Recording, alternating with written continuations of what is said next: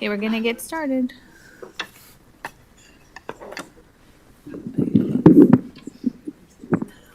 Bienvenidos, welcome. I call to order the work session of the Beaverton School Board on November 28th, 2023 at 5:46 p.m. I want to note that all 6 board members are present, with Ugana attending virtually. Susan Greenberg will be joining us shortly. So bienvenidos and welcome, everybody. We have 2 topics for our work session tonight: special education program and the early literacy success plan. I just wanted to note that in the year and a half that Dr. Balderas has been with us in BSD, he's made addressing the needs of our students the center of his work. Just before fall break, Dr. Balderas released funding for more special education staffing, and hiring for those positions has started. We also look forward to learning more today about our early literacy success plan. And we know that this is also this is one piece of a larger puzzle for us, and something that we're taking very seriously and is included in our strategic plan. So ensuring that all of our students become readers is a pivotal skill, life skill, that we want to make sure we are addressing for our students. Superintendent, do you have any comments that you'd like to make before we get started? I just appreciate the board listening to these 2 reports tonight. I appreciate the staff being here as well. So thank you. We have new staff. So this is 3 for the board. This is our special ed department, our Department of Special Ed, and 3 new people that are new to Beaverton School District. So I'll let them introduce themselves here pretty soon. So welcome and thank you. And Dr. Cordy. So we'll hand over to Dr. Cordy to get us started with our first topic, special education programs and staffing. Thank you. Good evening. Thank you, Chair Perez and Superintendent Balderas, members of the board. It is our pleasure to be here tonight. Both of the topics in our hour-long work session are topics that are work that happens within teaching and learning. And so the first topic, as Chair Perez noted, is our special education leadership team. And our conversation is going to be around our specialized programs, and really introducing to some of you and reiterating to others what those programs are within our district. And our team here this evening is Josh Fritz, who is an executive administrator in teaching and learning, and Zeal, our new administrator in special education, Justin Waltrip, one of our 2 new assistant administrators in special education, and Shirley Valladares, who is also an assistant administrator in special education. And so with that, I will turn the mic over to Dr. Fritz. Thank you, Dr. Cordy. Good evening, Chair Perez, board members, and Superintendent Balderas. I want to begin with just an overview of the 6 key principles of the Individuals with Disabilities Education Act, or IDEA, sometimes we abbreviate it. The federal legislation mandates the provision of services to students who experience disabilities. In alignment with these provisions, the majority of our Beaverton students who do experience disabilities attend school with their typical peers within their neighborhood school. Here in Beaverton, we are particularly fortunate to be able to provide a high level of support through our special education programs at each of our comprehensive neighborhood schools, as well as our options and our charter schools, where the vast majority of students are provided services within the general education classroom and/or the school resource room program. As such, all Beaverton schools are staffed with 1 or more special education teachers, a school psychologist, a speech-language pathologist, autism consultant, behavior specialist. I could go on. We have many wonderful people in our special education department that are expressly here to support our students that struggle with learning needs. And we were recently, as it was alluded to at the beginning of this meeting, fortunate to be able to return to having a paraeducator to support each of our schools' resource room programs. Next slide. For students who experience needs that are beyond that which can be supported through their school's resource room program, the district provides a number of specialized programs. Specialized programs provide services to students who experience needs related to their IEP goals, which cannot adequately be addressed in the general education or resource room settings. and we'll talk a little bit more about what that looks like as we go on, while still providing access to the school community and general education learning experiences. I'm going to hand it over to Ann, and she's going to start to walk us through some of our programs. Thank you, Josh. Chair Perez, board members, and Superintendent Balderas, thank you for letting us present tonight. Special education and supporting students with disabilities is a passion of mine. I'm excited to be here in the district and have two really great assistant administrators. They have stepped up. To overview our special programs, we're going to each talk a little bit about the differences between the programs that we have. We'll let you know what grade levels might be in the programs, if they're elementary, middle, high school. We'll also let you know how many programs that we have of that type of program. So overall, our specialized programs have an increased adult to student ratio. So unlike the resource room that might have 10 to 12 students working with adults, you might see an adult working with 3 or 4 students, sometimes one-on-one or two-on-one. So it's definitely much more intensive learning, and you keep the students' attention a lot better when they might have a disability or struggle. Our classrooms, you'll often see visuals used with students. They might have a schedule on their desk, visuals around the room. There might be behavioral or social supports. They might have emotional supports, and very carefully planned out schedules. We also lessen the number of transitions a student might have within their day, so they're not moving around as much and they have more time to focus. Sometimes students will have modified curriculum, other times not. It just depends on where their strengths and weaknesses are and what their IEP says. Our classified pairs are trained within their programs. So different programs have different needs. So for instance, we have some programs where students might have some health needs, and the nurses would go out and work with the pairs and train them up. The structure of the classroom is very organized, and there are not as many things maybe on the walls or organized in a different way for students. And there are opportunities for them to be included in their general education classroom as well. So it looks a little bit different in elementary versus a secondary setting. So in elementary, students will be cross-enrolled with their general education classroom. So if you're a third grader in a specialized program, you will have a third grade teacher as well. So students might go into that third grade classroom for what we call specials. Might be music, PE. They might have a really big strength in math, so we might be sending them into their general education with a paraeducator to do math in that classroom as well. It's all individualized to the student. Next slide, please. Thank you. The first program I want to talk about is our Academic and Communication Enhancement Program. So this program is we have one location. It's in middle school, high school level, and then we also have some students in our 18 to 21 program that attend. So there's definitely a higher level of adult support. Sometimes students are one-on-one with an adult. Sometimes we might have 2 adults to 1 student. There are more behavioral needs and supports in this program, and it's definitely structured much higher and more individualized. It's definitely modified depending on what the student is able to do each day. We might tweak their plan if they're unable to do an activity and do something that is more appealing to a student in the moment, and then come back to the activity that they were working on prior. We're also working on life skills, social skills, and communication. So some of the students in the program might not be students who are verbal. They might have a different mode of communication. So it could be on a technical device where there's pictures and they're asking for things that they might need, or it might be a visual type of communication system.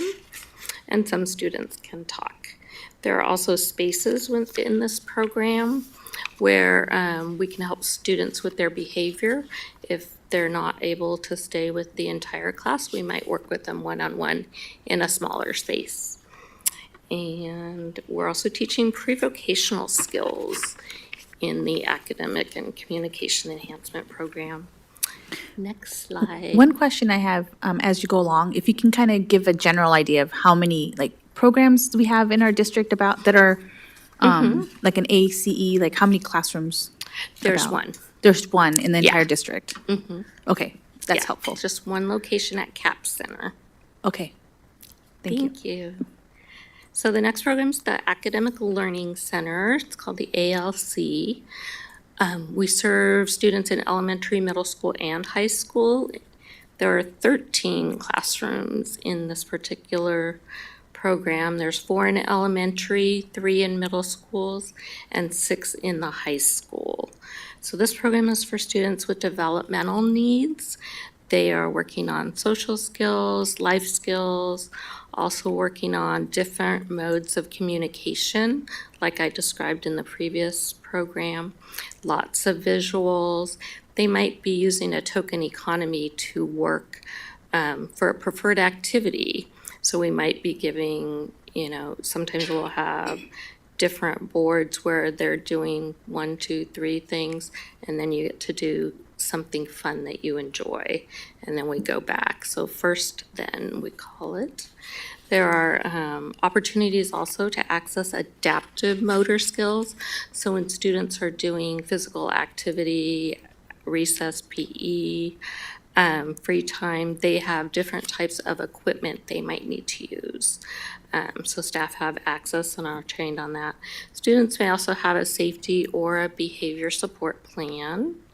And they have access to general education opportunities as well as provided in their inclusion plan, so they can also go out and work with their peers in their classroom with, typically a para would go with students. Next slide. I have a quick question. What does BSP stand for on the previous slide? Behavior support plan. Okay. That was a great question. Thank you. The next program is our Community Transition Program. So this is for students who are adults. It's for our 18 to 21 population. Students may have received an extended or a modified diploma. We're providing them with different types of pre-vocational experiences out in the community or vocational experiences. So students do go out in the community with supports. We work on independent living skills. So we're really preparing our adult learners for the next journey in their life in the future. How are they going to live after our programs, after age 21? So thinking about meal planning, they might meal plan in the classroom, go out and do some shopping in the community, learn the bus route on how to get there and back, prepare a meal, eat with their peers, figure out what they want to do for leisure time, where they talk about it, make a plan. It could be fitness, it could be going out and doing bowling. So they're really preparing what are students going to do later in life. They learn to use public transportation and just what does training and employment look like. So this is a time where we're also working with our community partners and inviting them into meetings and with the parent and the student and talking about what their vision looks like in the future and connecting them with different services. Justin, I'm going to pass this on to you. He's going to present the next slide. Thank you, Ann. Chair Dr. Perez, board members, and Superintendent Dr. Balderas. Thank you for the opportunity for our team to share about the programs BSD currently has to support our students experiencing disability. The EGC is our Emotional Growth Center. It is a specialized program providing structure and a variety of positive interventions to support students with significant behavioral, emotional, and social barriers that make it difficult for them to successfully access curriculum in a less restrictive setting. The Emotional Growth Center is designed for students who have shown the need for additional support and intervention after the team has exhausted all supports in the less restrictive setting, and that includes tracking data on behavioral goals, behavior support plans, and support from school-wide systems. Students receiving support in the Emotional Growth Center continue to experience challenges with emotional regulation and require a more intensive program to make progress. Students in high school may be working towards a regular diploma or one of our alternate diploma or certificate options. Typically, these programs are staffed with one teacher and 1 to 3 paras, depending on the size of the group.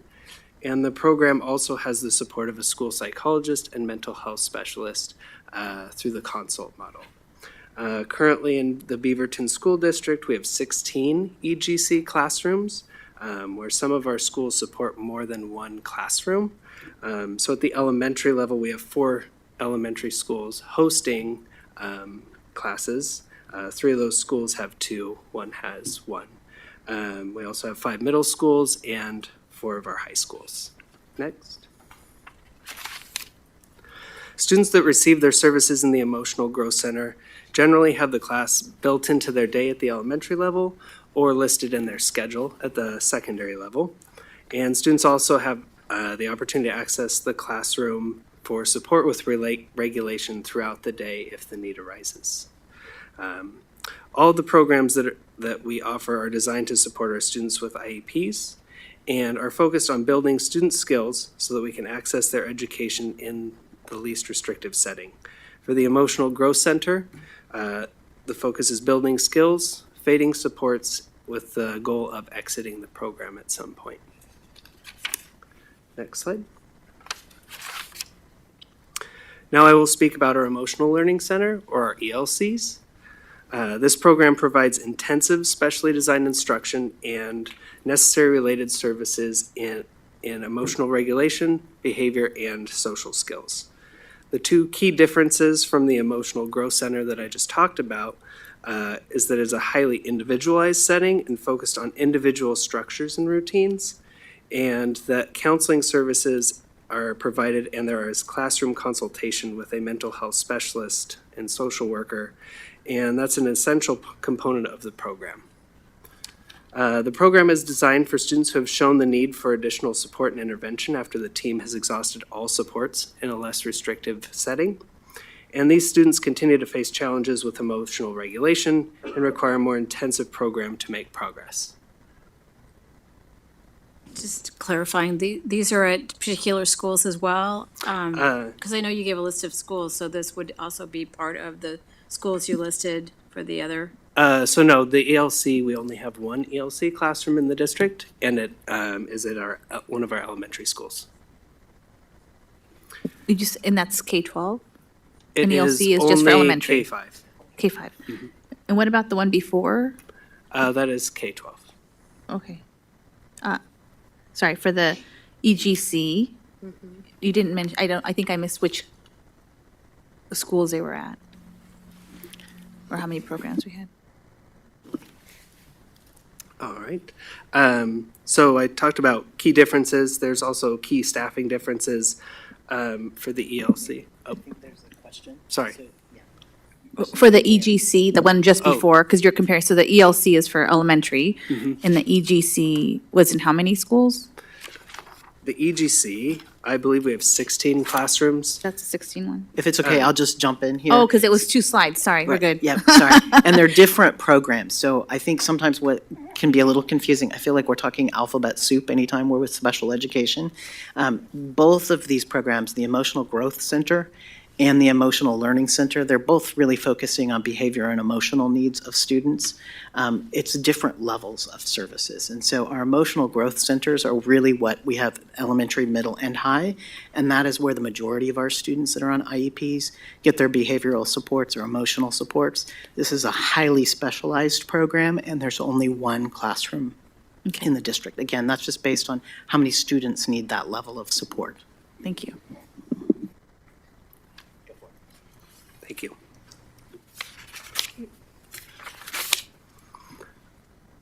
So yeah, the key staffing difference there for the ELC, or the Emotional Learning Center, is that mental health specialist. And they provide individual counseling and skill building for students. They connect and coordinate with outside providers and community resources, RAP, county services, medical and mental health providers. They support students returning from hospitalization due to mental health crises. And they also provide support and training to parents and families.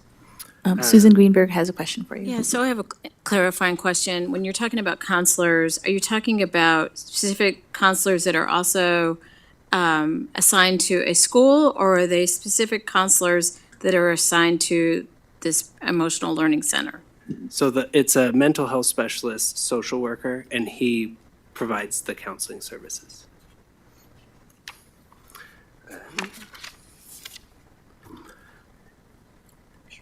Yep, we covered the rest of the things I was going to say, so I will now pass it on to Shirley, and she will speak about our Independent Skills Center.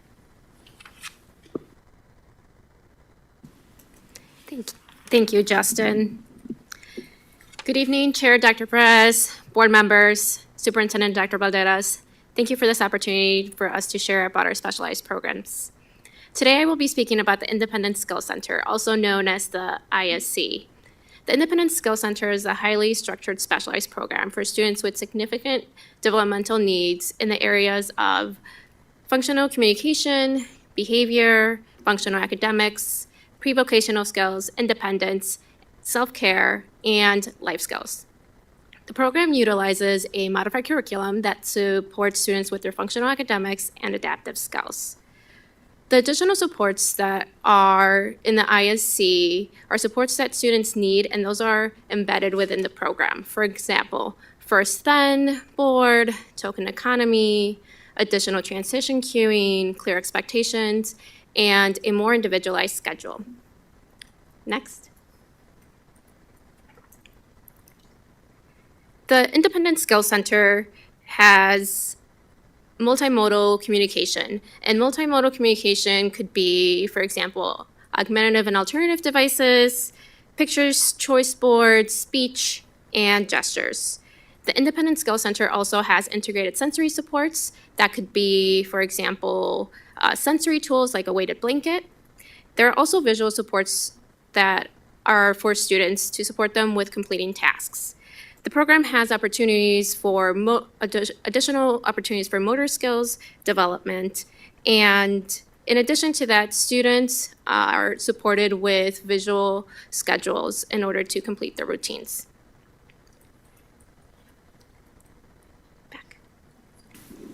Shirley, is it okay if I just add really quickly? Another component of those programs is we serve our medically fragile students in those programs.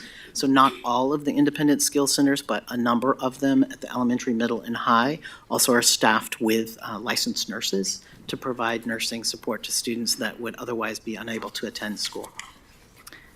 Oh, Susan and then. Is BSD one of the few school districts that supports medically fragile? Do all school districts? That is actually required by law, both state and federal law. So having worked in other districts in the state of Oregon, that is not unique to us. What I would just say is because we're a large district, we have a larger number of medically fragile students. And there's quite a bit of research around families that have medically fragile children. They tend to move to be closer to highly populated areas like the Portland metropolitan area because of the services that are here medically for their students. So we perhaps have a larger number than you might see in other school districts, but it's not unusual. And how many independent skills centers do we have? I'm just trying to paint a picture in my head of what it all looks Yes, like. we have 13 programs at the elementary level, 4 programs at the middle school level, and 4 programs at the high school level.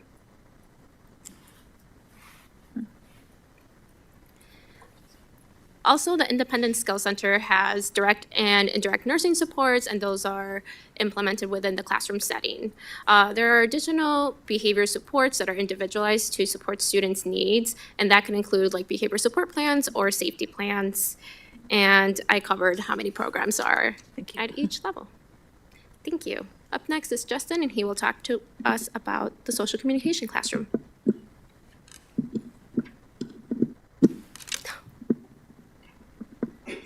Yeah. Thank you, Shirley. The SCC is our Social Communication Center. It is a specialized program that provides services to students whose individual needs have an emphasis on social communication, academics, emotional regulation, and sensory needs. The program is designed for students who may require visual systems for work completion, communication, and organization. For students who need structure and predictability in schedules, expectations, and intervention. And students that have sensory needs that cannot be met in or supported in other settings. Again, students in high school may be working towards regular diploma or one of our other diploma or certificate options. And the program is, again, generally staffed with 1 teacher and 1 to 3 paras, depending on the size of the group. BSD currently has 10 social communication center classrooms. Again, some schools host more than 1. So we have 2 elementary schools, 3 middle schools, and 3 high schools. Students that receive their services in the Social Communication Center generally have the class built into their day at the elementary level or listed on their schedule at the secondary level. And again, as we previously noted, all of our programs are designed to support our students with IEPs, to build skills, FADE supports, and the goal of exiting the program. And now Shirley will speak to our Structured Routine Center. Thank you, Justin.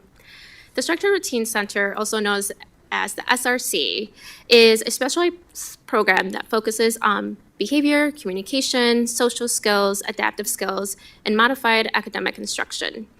The Structured Routine Center has a modified classroom environment with embedded sensory supports, and the Structured Routine Center is similar to the Independent Skill Center in the way that it has structured, individualized routines designed to meet each student's needs and a structured classroom setting.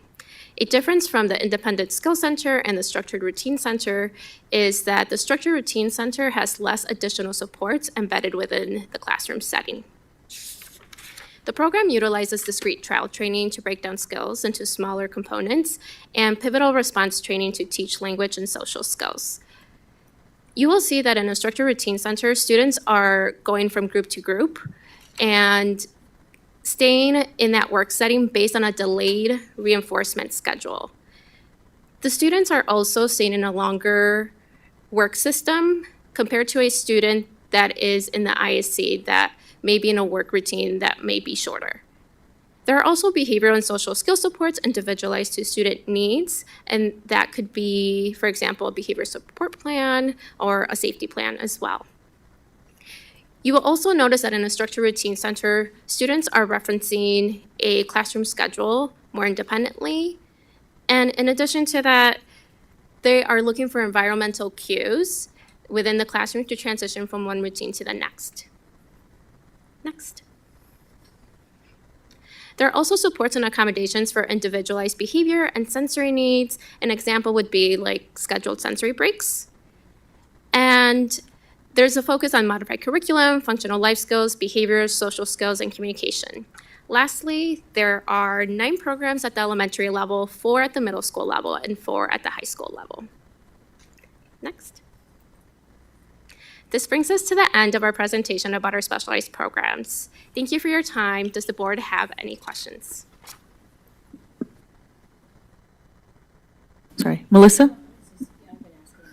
Okay, so Melissa and then Susan.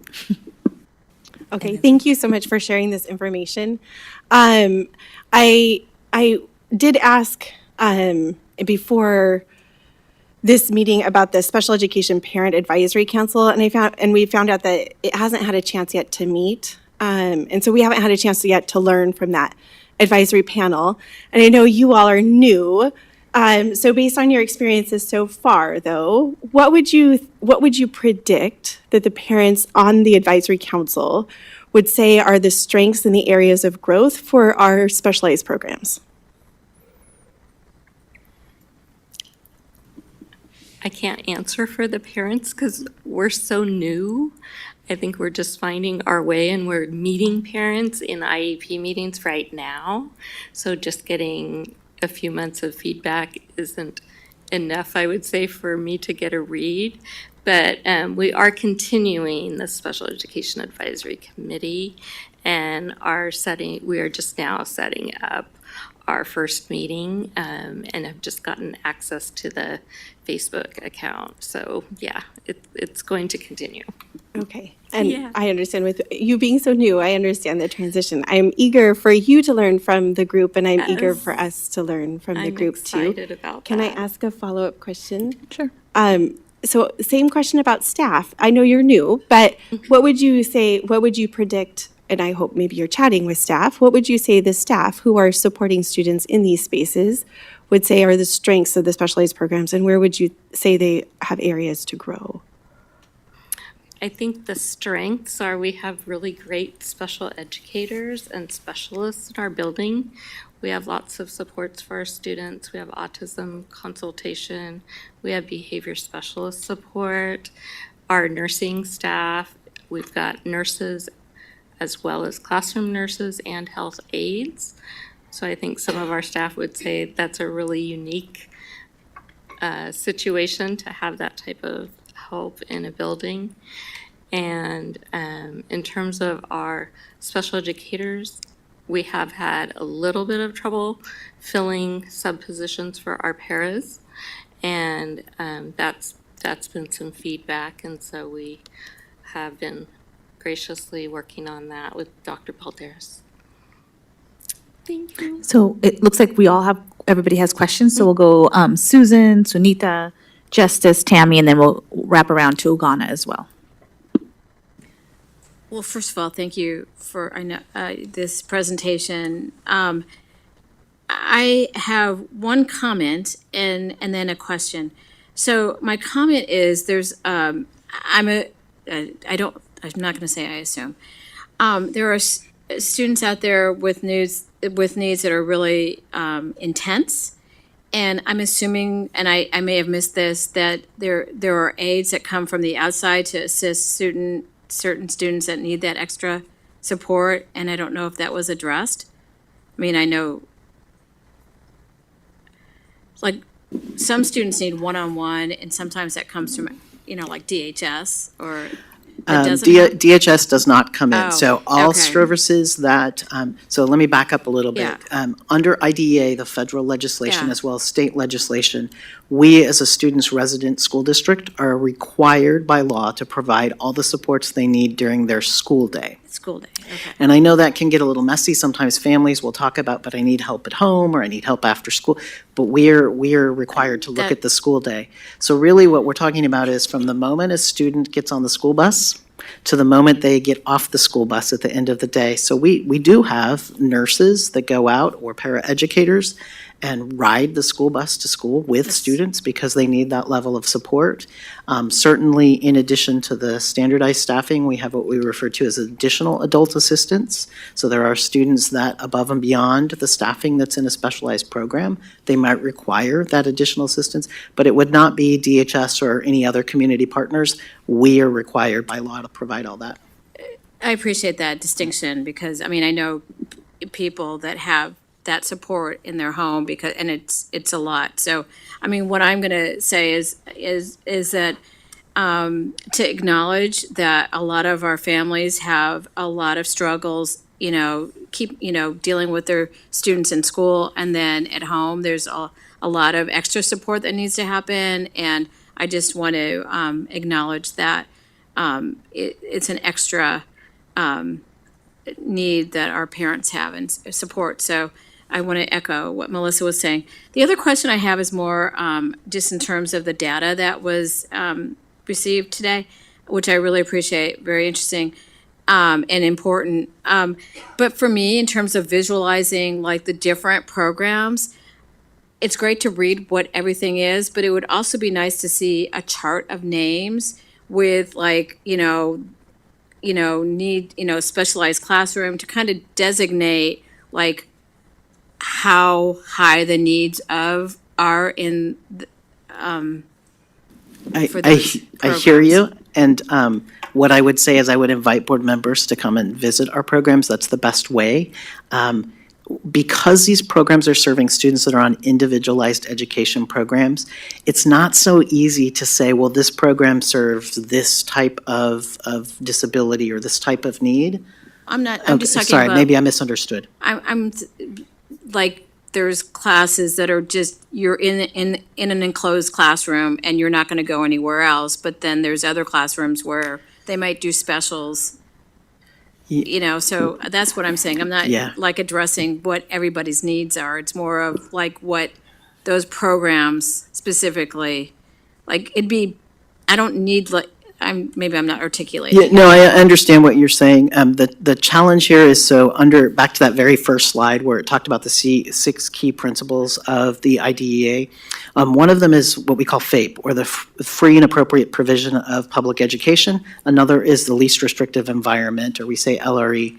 So in no placement can we say, students in this program are here 100% of their day, and all students are 50% of their day. We can't say that. Each student that would be served in any of these programs has an individualized education program, or an IEP, and that actually dictates when they go out. And again, it varies from one student to another. So you may have a student, we have some amazingly brilliant youngsters that are in our SCCs or our social communication classrooms, and they may be in that program for part of the day because they're working on IEP goals, but when it comes to calculus, they could probably teach it, and so they're in a general education classroom for that math class, for instance. So I totally understand what you're getting at. It's so nuanced and individualized per student. I just always think, picture is 1,000 words. Obviously, we can't put pictures of our students up here and show exactly what it looks like, but I think there's such value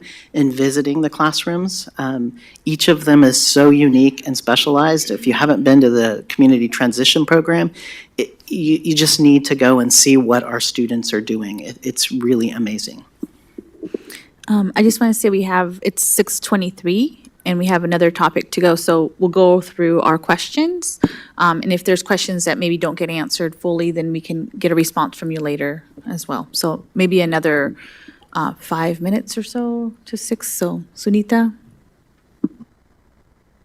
Yeah, thank you very much. I have two questions, and one of them can be answered later because we didn't cover that in here today.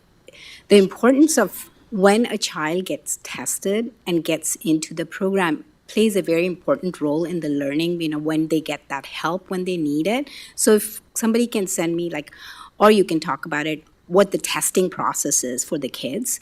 And the second one is, you talked about 6 different programs.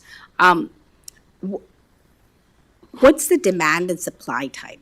Is it where do we need to put our funding to support which program needs most? Like you said, ACE is only one classroom you have, or you have 6 classrooms. And I don't know if you can answer that question now, but it would be something good to look at. Where do we have the real biggest need? And are we supporting that need for the students? Those are my 2 questions. Really quickly, I'll just share that actually every year we look at the data. So the number of programs and the grade levels they serve are based on who our students are. So there can be shifts each year, and that again is just based on where the students are. I would say we need all of these programs because we need to support all of our students individually. Okay. Justice and Tammy and then Ugana. Well, I'll say one, actually, I'd like to be copied on that information with City, because I had a similar question just about our assessment process. How do we determine what students' needs are, which things I think would be good for me as a board member, but I think as the public, to understand the things that are maybe need to be parent initiated, right? What things we as a district are required by mandate, or teacher reporting, whatever those processes are. Because I know some of those things have changed since my youth and my time being in schools on a regular basis. So I wouldn't add. My other question though was, from a staffing perspective, is there any difference in the certification level that are the special ed teachers who are teaching those sections? These sections, are they is there a derivation, and is there some planning that we should be doing around making sure we can adequately staff? Sorry, I just turned it off. Yes, they do have specialized training. So just like a teacher that has a specialization in science, they have to do all these extra coursework in that science strand in college so they can get that endorsement that's specialized. So our teachers have another year of specialized training to work with students with disabilities. So thank you for asking. Tammy and then Ugana. And I think my question is still a part of Sunita's and Justice's, but is every kid in the district that would benefit from one or more of these programs in these programs right now? And if not, what is the barrier for us to get those kids into these programs? So a little bit earlier, Josh talked about the least restrictive environment. So decisions on where a student might receive their special education services is made by the IEP team at the meeting. And it's a location where a student might receive their services. If a student is able to make progress in their learning in the least restrictive environment, that would be and look like a gen ed classroom. Maybe there's a para pushing in to give support during a particular area of need, writing. That might be the least restrictive environment. And then there's a continuum that goes up. Oh, that's not working. We might need to pull a student out and give some specially designed instruction in writing by themselves, and then go back in the classroom. So that's that next level, and the continuum goes up. When you're up in a specialized program, that's one of the more, I want to say, restrictive environment, but for a student who has higher needs, that's how they're going to make progress in their learning. So it's all dependent on the data we're collecting on students as to where their services are given. Does that make sense? I guess so, but I'm also hearing from educators that, behavioral problems are sort of front and center for them. And so is there a bottleneck, or is there some we don't have enough resources to get those evaluations made and, the IEPs? So I'm seeing a no from Josh. I don't believe so. There are very tight laws around timelines for evaluation, how we can even move forward before we can move a student to a more restrictive placement versus the less restrictive. I guess another way to answer it is we have all of these programs. We have seats in these programs. So if a student were to go through that IEP process and be determined that they need a more restrictive placement, and it's a two-part, and we have the data that shows that they can be placed into a more restrictive, because again, there's so many nuances with special education law, we have the ability to do that, which is exciting because many years ago in this district, we were facing a crisis where we just didn't have seats in specialized programs. So we have the services, we just have to follow the process in order for students to be served in those type of settings. Ugana, and then we want to close up on this topic. Thank you so very much, and I hope you can hear me. I thank you. I've learned a lot today because all I knew about the special ed programs are only the SRC program, because my son was in the SRC classroom when he was in the school district, but I didn't know there were so many programs available. And some of the questions that I have had already been asked by Sunita and Justice. Because I would like to know what the process is for testing. I would like to know how parents can request an IEP. Now, my main question is, if a student is on the IEP requires the student to be in the SRC program, and that program is not serving that student, their needs are not getting met. And if you find that they can be better served in the SCC class, what is the process? Do you have to change the IEP, or what happens in that situation?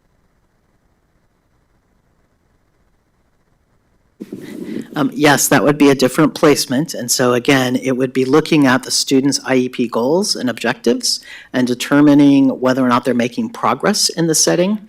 And if a student is not making progress, or the IEP team feels like there might be a setting in which they could make better progress, then we would go through that process of considering what the placement should be.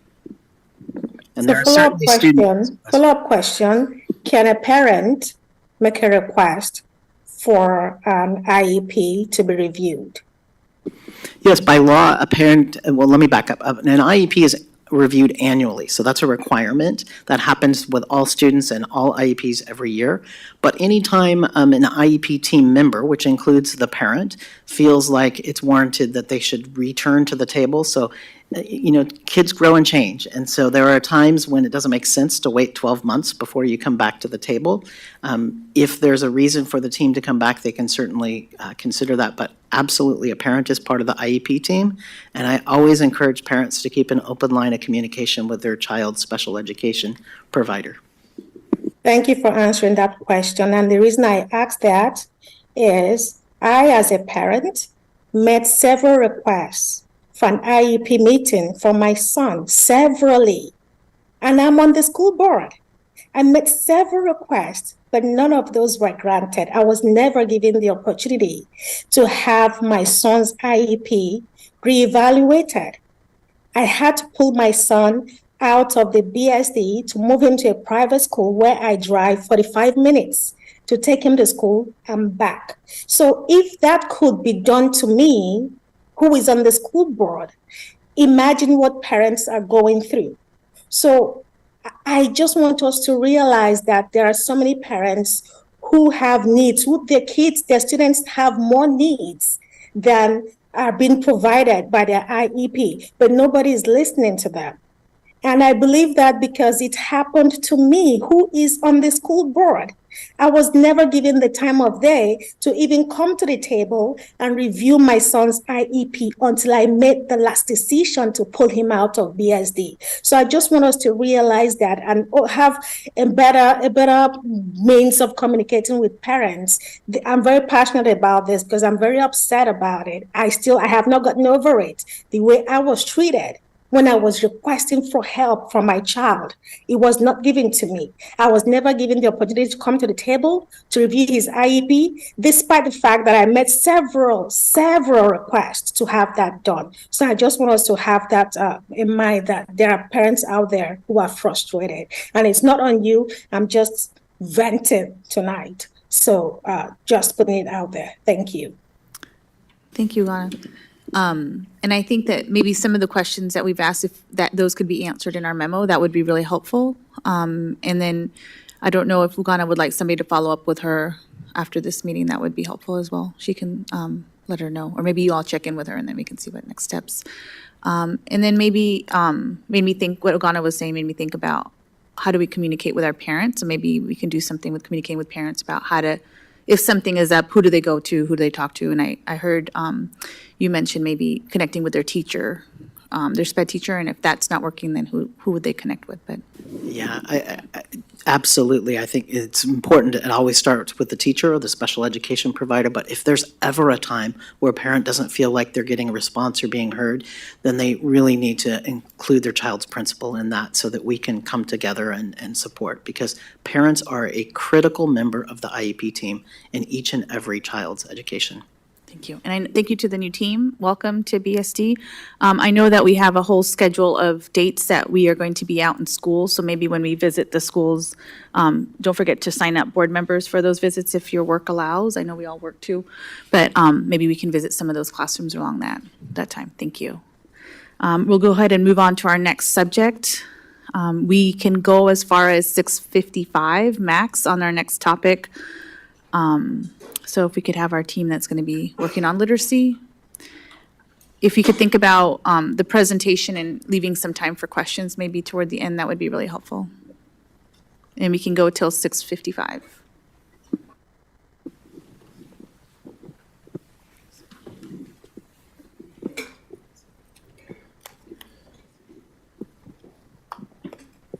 Chair Perez, is it okay to go ahead and get started?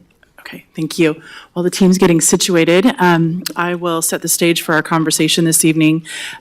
Oregon's new Early Literacy Success Initiative is exciting and provides funding targeted to help school districts improve early literacy. And so this evening, we have our team here to share information with you about legislation, the grant program and the process, and to also share our proposed use of the grant funds for early literacy. And just as a reminder, this is our opportunity to really dive in and have the conversation about our proposal.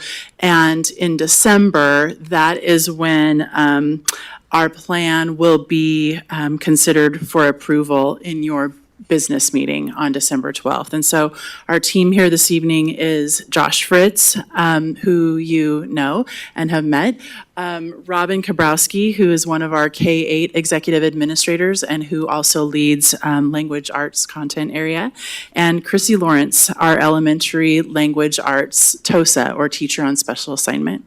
So I'll hand it over to the team. Thank you. This evening, we're going to be sharing information about the new Early Literacy Success Grant, specifically the background regarding House Bill 3198. We'll talk about the allowable uses for the grant funding, and towards the end here, we'll get into the proposed plan for funding.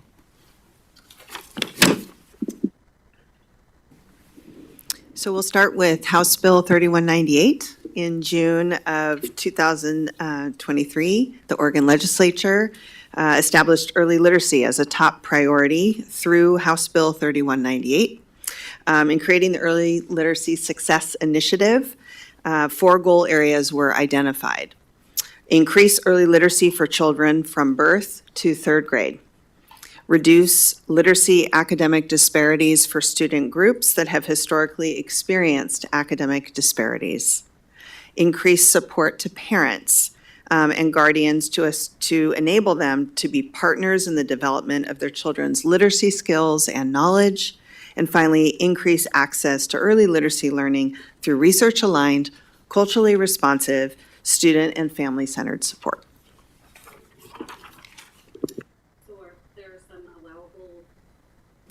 There we go. There's some allowable uses of grant funds, and number 1 is professional development and coaching in research-aligned literacy strategies for teachers and administrators for grades K through 3. Second area is extended learning programs that use research-aligned literacy strategies that are made available to students in early elementary grades. So these would include things like our Camp Achieve program that we've offered in the past, specifically home-based summer reading activities for students who need additional support and enrichment, and intensive summer programs for students who need the most additional support and who receive at least 60 hours of direct literacy instruction by an instructional assistant or a licensed teacher trained. The third area of allowable use is high-dosage tutoring, and I just want to talk a little bit about what that is, because sometimes we're like, what does that mean? So next slide. There's a very specific definition that the Oregon Department of Education has put together. So high-dosage tutoring refers to one-on-one tutoring or small group tutoring, which sometimes is 2 students with 1 tutor, as many as 3 students with 1 tutor. It must be provided during the student school day. So oftentimes I'm asked, well, can that be like an after-school program? It cannot. It has to happen during the school day, but it must be in addition to their literacy instruction they're already receiving. So we wouldn't be pulling a student out of their reading class, for instance, and then doing tutoring instead. It's in addition to. It also has a very specific time piece to it. It must occur a minimum of 2 times a week for at least a 10-week period, and it must use research-aligned tutoring model that is also culturally responsive in manner and combined with training for the tutors on doing that science of reading type teaching of tutoring or reading instruction. So that is another area that is allowed, and I'm going to talk here in a minute about there's a difference between allowed and required, but I just want to cover what's allowed under this first. The fourth allowable use of the grant funds is the adoption and implementation of curricula that uses research-based literacy strategies. Next slide, please. And just to speak specifically to research-aligned literacy strategies, those are ones that are literacy-focused, are culturally responsive and relevant to our diverse learners, are based on long-term research derived from the science of reading and writing, and apply instructional practices that are developmentally appropriate and specifically designed for students with disabilities and students who are English language learners. And number 5 is literacy specialists, coaches, or interventionists to support with the implementation of the first 4 activities allowed under the grant, which were PD and coaching, extended learning programs, high dosage tutoring, and the adoption and implementation of curricula. So just really quickly, before we even get into our proposed plan, I want to address, so when this law first passed, there were some guidance around what the application would look like. It has shifted over time. Originally, it was districts that applied could use the funds for any of those 5 allowable areas. That has now shifted. Those are required areas. There's required components, specifically the professional development and the high dosage tutoring and summer learning or extended learning opportunities. So I will talk about what the proposed plan is, but just to kind of give that background that in many ways, this is not a huge grant that we're talking about, but there are some significant pieces that we are required to do in order to receive any of the funding. So the first piece there is adoption and implementation of research-aligned literacy instructional materials. And fortunately for us, this is an adoption year for our elementary language arts curriculum. So part of our plan is moving forward as we had intended, but this would allow us to have some additional funds because literacy materials are perhaps one of the most expensive curriculum pieces to purchase. And as you all know, we have 34 elementary schools that whatever we end up adopting, we will need to buy those materials. So part of the plan is to use some of the funds for that. Additionally, we are then required to do professional development for teachers and administrators. And while we as a district, this is actually our 3rd year, we've been focusing on getting teachers, academic coaches. This year we added administrators to that. Half of our elementary school principals are engaged in this learning this year. We recognize that we have a lot of teachers and a lot of administrators, and at our current rate, it would take a long time before we could get everyone trained. And so this will give us that opportunity to really partner and think about other ways that we can expedite that training for all of our educators that work with our youngest learners. Additionally, we have summer learning opportunities, or they're referred to as extended learning opportunities in the grant. That is a piece that we have been very fortunate the last several summers to have Camp Achieve, which you're not familiar with. Certainly, we want as many students as possible to engage in that summer learning or that learning over the summer, but we actually target and we look at the data around students and we invite kids to come and participate who need that extra support. What this does with ESSER funding going away is we will have the opportunity to continue that summer learning opportunity for our K through 3 students and continue to offer really intensive supports around literacy in the summer. What is new for us is we are required with this grant to provide high dosage tutoring, and this is not something that we have done here in our district, but many other districts. I had the opportunity last year to go visit a neighboring district and see what it looked like as they were exploring rolling out high dosage tutoring. And there are a number of different ways that this can look. I mentioned earlier the definition can be one-on-one, but it also can be a small group with a trained literacy tutor. We will be partnering with 2 different organizations. One is called Reading Results, which is a nonprofit here in the Portland metropolitan area that works with Title schools or Title I schools. And actually tries to recruit retired teachers to go in and to provide the tutoring using the local community members. So we're excited to be rolling that out later this school year. And then in addition to that, we'll be partnering with a second organization that delivers a one-on-one model. Reading Results does small group. The other group, Ignite Reading, delivers a one-on-one model over it's a platform similar to Zoom, I guess is the best analogy that I can make, but it is individualized to each student and where they're at. And so we'll be rolling that out again after winter break. And our funding through this grant then would allow us to do that.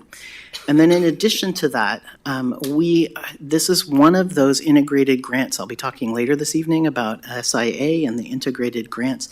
This will eventually become one of the additional grants under that integrated grant umbrella. And districts are encouraged to use what's referred to as braided funding, and so using multiple funding sources that are part of all of those grants. And we currently use SIA or student investment account funding to ensure that we have academic coaches or literacy specialists at all of our district elementary schools. That was an investment we made, and so we would continue to do that. So that is our plan. And again, we'll be back next month for a second read, but we're excited about being able to support our youngest learners with these literacy supports. Thank you. So we'll move into questions. We have about 10 minutes. One question I have is around, we have some of our schools that have higher needs than others, so maybe some of our title schools, and we've seen some of that data on our reading score. So is there any of this that's going to be differentiated? I know everybody gets, you mentioned a reading academic coach, but is there some differentiation that's occurring? Is there an addition to for some schools? That's a great question. So the high dosage tutoring is targeted towards our schools, our elementary schools that their third grade statewide assessment shows that their students are below the 40th percent, less than 40% of their students are meeting proficiency at third grade. Why 40%? That is the state average. That is not our average as a district. We actually are at 55%. But what we have done is we've looked at the data for our schools where their students are below that 40% piece. And so we have a handful of elementary schools that then we would roll out the high dosage tutoring to support those schools. Does the high dosage tutoring come in Spanish and for dual I language wish, and programs? if you knew any, please tell me. I have looked at a number of different formats for this, and we are not aware of any providers yet that are doing this in Spanish. It's a relatively new piece. I wonder about us eventually building our own model somehow. Yep. And I'm thinking that we have some of our dual language schools, for example, Yeah. that have some high needs, so. Yep. Okay, so, Ugana, do you have your hand up? Okay, so we'll go this way this time. So Ugana, then Tammy, then Justice, and we'll come around, but knowing that we only have like 10 minutes, sorry. So my question is very quick. You mentioned in the presentation that this is for high dosage tutoring for identified students. So how do you identify the students that need this tutoring? Yeah, that's a great question. So when we're talking about high dosage tutoring, this is a second tier intervention. So this isn't something that happens for all students. This is really about the school teams looking at their data for their first through third graders, because again, this is about early intervention. That's the K through 3 is what we're allowed to expend these funds on, and looking at which of those students most need those interventions. The intervention model is not intended necessarily that a student remains in that for the entire year. That's that idea of a 10-week intervention, and hopefully we can then exit a student out and pull another student in. It will really depend on from one school to the next. They may say, hey, we're really going to focus on our third graders because we're concerned about where they're at, and those are the students we're going to use these supports for. Other students may say we're going to target a percentage of our first, second, and third graders that are far below proficiency. Tammy? I have questions and maybe even concerns about this, the people that will be doing the high dosage tutoring. You kind of described maybe some retired teachers and that sort of thing. I guess my concern is that I think ideally we would want every teacher in the classroom to be, part of our, to benefit from the protections of a union and union wages and that sort of thing. Do you anticipate these high dosage tutors to be employees in that way that would benefit from being part of the union? No, this is outside of the teacher's piece. So as I mentioned before, this is on top of. And when we're talking about high dosage tutoring, just to give you an example, the Ignite model, it's a 15-minute block of time. And so the teacher is still teaching their class, but what it is then targeting those students that are struggling the most to be one-on-one in that tutoring for 15 minutes during the day, and then they would push back in. So this is really intended to be on top of what the teacher is doing. Reading Results, the other model that I talked about that supports students that are in title schools, they have kind of a person that coordinates, and they prefer to hire retired teachers. But again, it's a short block of time. They do 30-minute blocks of time. And they do the training then with their providers or their tutors, much like that definition that was up there on the screen. Because again, the teacher continues to teach, but then these students would be getting this extra component. And I agree, we need to do everything we can to get these kids reading. I'm just very cautious about the creep of non-unionized educators into our space, so I'd just like to keep an eye on that. Thanks. Justice? I think, one, I echo some of the questions that Chair Perez had around doses and structure and staffing. I guess my question would be is, you mentioned after winter break in terms of implementation. So is that lead me to the question of how soon would some of these resources be showing up, especially the high dosage tutoring in our classrooms, because we have the kids in school now and we really can't miss the time. So like, what does that look like in terms of like before next school year, but like in the immediate couple of That's a great question. So the timing of this grant is really unusual. So we mentioned at the beginning of this, the House bill passed last summer. There wasn't even a way to apply for funds until just recently. The application window actually opens December 1st. So we're not even into that. So the challenge here is we don't actually have the funds. We probably won't see the funds for a considerable amount of time. But with that, we have already set in motion relationships with these two providers in particular, and they are prepared to start at the end of January. Thank you. Sunita? Yeah, thank you. Anything that we can help the kids for reading is really mostly in need. So the research-aligned literacy materials, are we going to wait till we get the money or for that one? So we are entering a K-5 language arts, English language proficiency adoption process. That will conclude this year. We will be purchasing materials for implementation by the fall. By the fall. Okay, thank you. Thank you so much. I know how important this work is. And I'm wondering, we get to vote on this. The plan is for us to have this presented again or talk about it a little bit more at the next December meeting. And then we get to vote on it, I think. And I imagine you're going to present something as the application more than a set of slides. Correct? Yeah, there's not a whole lot to this application. And Okay. actually, I believe the materials, you should have access to those materials already. What was required for the application is an inventory of what materials we currently have. And so that was done. Basically, what that is showing whether or not we have research-aligned materials. We know that we're going through an adoption phase, but we had to report on what we currently have. And then we had to put together the budget for, again, these things that are required under the grant and what each of those things would cost. So it's a document that will get uploaded that has those pieces in there. There are a couple of narrative questions, again, that just talk about what are we currently doing in the district. But if that hasn't been provided to you, I'm happy to make sure you have that. I haven't seen it either. Okay. Susan? We can, And we have about 2 more minutes before we need to take a quick break before the next meet part. So thank you very much for your presentation.